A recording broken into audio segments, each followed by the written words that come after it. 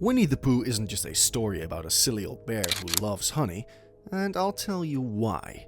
This might be a hard one to believe considering how simple-minded Pooh is, but what if I told you it's his simplicity that makes the story feel almost like a philosophical guide to life? That's right. At first glance, Winnie the Pooh seems like a straightforward childhood adventure in the 100 Acre Wood, but read them as an adult and you'll realize they carry deep wisdom about happiness, identity, and even the meaning of life itself. So, let's dive into the hidden philosophy of Winnie the Pooh and figure out the lessons you missed as a kid but desperately need as an adult. Have you ever wondered what inspired Winnie the Pooh? Surprisingly, it all started as a father's way of entertaining and connecting with his son. Over time, what began as a simple bedtime story gained a devoted following, eventually blossoming into one of the most beloved children's books of all time. This is how A.A. Milne created Winnie the Pooh, a collection of charming tales inspired by his son, Christopher Robin, and his cherished stuffed animals. Primarily written as a gift to Christopher, the collection captured their shared moments and the imaginative world father and son created together. Christopher had a collection of stuffed animals, Pooh, Piglet, Tigger, Eeyore, and others, and they became the basis for the characters in the 100 Acre Wood. At the time, Milne was a successful playwright and humorist who was simply inspired by his son's innocence and playfulness. This led him to craft gentle, whimsical stories that reflected the joys and simplicities of childhood. But Christopher and his toys weren't all that inspired Milne. Beyond that, Milne also wrote Winnie the Pooh as an escape from the shadow of World War I. Having served in the war himself, he longed to write something peaceful, comforting, and untouched by violence, and the stories provided a safe, idyllic world, one where friendship, curiosity, and kindness thrived, in contrast to the harsh realities of the time. However, the defining inspiration had been a bear named Winnipeg, or Winnie for short, and a real-life black bear that lived at the London Zoo. The bear had been placed there by a Canadian soldier and horse veterinarian, Lieutenant Harry Colborne, who lived in Winnipeg, Manitoba. Back in the early days of World War I, Lieutenant Colborne was traveling by train toward Valcartier, Quebec, on his way to England. Along the way, the train made a routine stop at a small town called White River. But while most men were tending to their animals, Colborne, for some reason, bought a black bear cub from a local trapper. Why? Who knows? Maybe it was just an impulse decision, or maybe he saw something special in the little bear. Either way, he named her Winnipeg, after his hometown, and she quickly became the regiment's unofficial mascot. When Colborne reached England, he realized he couldn't take Winnie with him to the battlefield in France, so he made the tough decision to leave her in the care of the London Zoo. Luckily, Winnie thrived there, charming visitors including one little boy named Christopher Robin Milne. Christopher adored the bear so much that he renamed his own stuffed teddy bear after her, Winnie. As for the Pooh part, that came from a swan Christopher used to play with, which he had whimsically named Pooh because, as he put it, if the swan didn't come when called, at least he got to say Pooh. And just like that, Winnie the Pooh was born. The name stuck, books were written, and the rest, well, that's Disney history. Given all this, it's no surprise that Winnie the Pooh turned out to be more than just a children's book.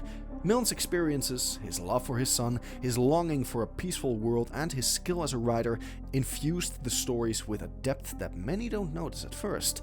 But when you look closer, you'll find that beyond the whimsical adventures, the book carries immense wisdom about life, happiness, and even philosophy. The book follows the adventures of a kind but simple bear named Pooh and his friends in the 100 Acre Wood. Alongside Piglet, Tigger, Eeyore, Rabbit, Owl, Kanga, and Roo, Pooh embarks on small yet meaningful journeys, searching for honey, throwing parties, rescuing friends, and learning valuable lessons about friendship and life. Christopher Robin, their human companion, occasionally guides them with wisdom and care, creating a series of lighthearted and whimsical stories that carry deeper philosophical themes about simplicity, contentment, and the passage of time. I believe the very core of Winnie the Pooh is about friendship, imagination, and the beauty of life's simple moments. And each character represents a different personality type, almost like aspects of human nature. Take Pooh for example. He embodies mindfulness, lives in the present, enjoys small pleasures like honey, and doesn't overthink things.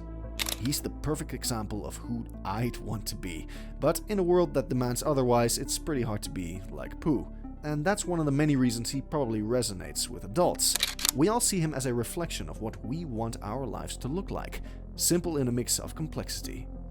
Yet, as the days go by, it becomes increasingly difficult to embody his persona. An interesting take on Pooh's persona was popularized by Benjamin Hoff in his 1982 The Tao of Pooh. It famously interprets Pooh as an embodiment of Taoist philosophy, shedding light on how Pooh doesn't force things, he simply is. He follows his instincts and trusts that things will work out.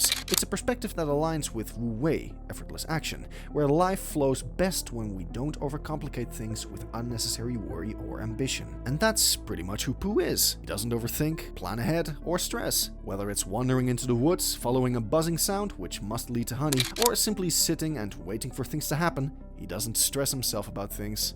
This is what keeps him in contrast with other characters. Rabbit overplans, Owl overanalyzes, and Piglet overworries. Yet it's Pooh, the one who seems the least intellectual, who often finds the best solutions by just being.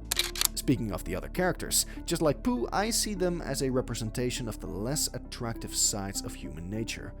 There's Piglet, who represents anxiety and insecurity, Eeyore, who struggles with melancholy, Tigger, whose energy and enthusiasm are boundless, sometimes to a fault, Rabbit, who embodies order and control and often gets frustrated by chaos, and Owl, who represents wisdom, but sometimes just the illusion of it.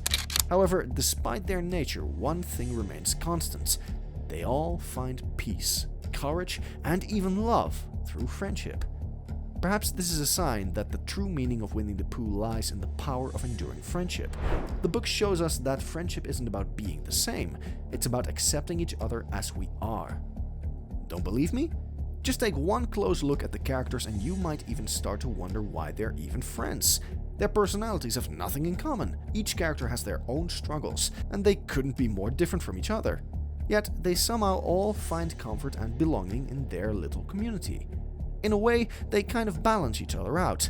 Tigger's boundless energy balances Pooh's quiet contentment. Piglet's worries are soothed by the steady presence of his friends. Even Rabbit, who craves order, learns to embrace the messiness of life with others. As adults, we see these dynamics in our own friendships. Some friends push us out of our comfort zones, while others ground us. Some offer wisdom, and others simply offer company. And maybe that's the real lesson of Winnie the Pooh, that no matter who we are, we all need each other. Interestingly, some people even see the book as an allegory for mental health.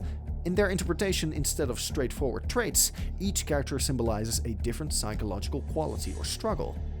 For people who are more inclined to this, Eeyore is depression, Piglet is anxiety, Rabbit is obsessive-compulsive disorder, Tigger is attention deficit hyperactivity disorder, Kanga is paranoia, Roo is autism, and Owl is narcissism. This interpretation takes a much darker turn, as to sum it all up, Christopher is schizophrenic and uses Pooh as a projection of himself to interact with these other conflicting feelings and emotions in his mind. This becomes a way for him to reconcile his mental health struggles. So, when Christopher feels depressed, he imagines Pooh working to cheer up Eeyore as a way of combating his depression. When he feels overwhelmed with anxiety, he imagines Pooh trying to calm down Piglet as a way of coping with his own insecurities, and so on. But while this interpretation is an interesting way to analyze the personalities of the characters through a psychological lens, it's not an official diagnosis or authorial intent, as it falls into the realm of pop psychology, where people apply modern mental health frameworks to fictional characters. But that's not to say that the interpretation doesn't work for some adults. After all, they present clear behavioral traits in each character that align with aspects of these conditions.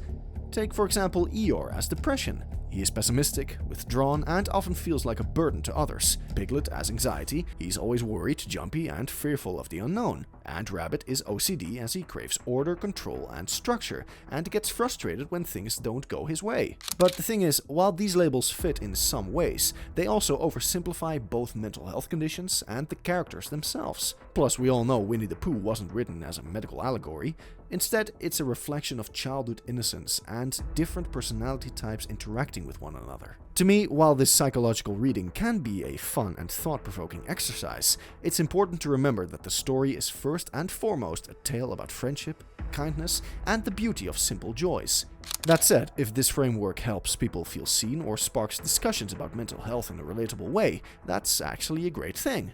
After all, the beauty of literature is that the reader can interpret it in various ways. But perhaps another exciting philosophical approach is existentialism, the search for meaning. Existentialist thinkers, like Jean-Paul Sartre and Albert Camus, argued that life has no inherent meaning. We create it for ourselves. Pooh's world isn't governed by grand destinies or deep philosophical musings. It's a simple place where honey, friendships, and small adventures are enough. He doesn't ask, what is the meaning of life? He simply searches for honey, as his happiness isn't tied to an abstract purpose, but to everyday joys. Another of the most important themes in Winnie the Pooh is the passage of time and the bittersweet nature of memory. The 100 Acre Wood represents a timeless, idyllic world, a childhood paradise that exists outside of adult concerns. But inevitably, Christopher Robin must leave, and when he does, he tells Pooh, "Promise me you'll always remember, you're braver than you believe, stronger than you seem, and smarter than you think." In a way, he isn't just saying goodbye to Pooh, but to his own childhood. And while we cannot return to childhood, its echoes remain with us, shaping who we are. Finally, perhaps the most important aspect of Winnie the Pooh is its deep appreciation for life's simple joys. He finds joy in honey, friendship, and a good sit-down. And considering the pressure we face today to achieve and progress, Pooh keeps us in check, reminding us that we don't always need more. In the end, Winnie the Pooh is not just a children's book, it's a meditation on being that reminds us to slow down, appreciate the present, and cherish the people in our lives. So, how do we apply these ideas to modern life? It's pretty simple. We trust that things will work out instead of forcing outcomes. Let go of the need to control every detail of your life, as some of the best things, including love and friendship, happen unexpectedly. Did you interpret this story differently? What character do you resonate with? I feel the closest to Rabbit, but tell me yours in the comments. And please leave a like and subscribe to the channel for more videos like this.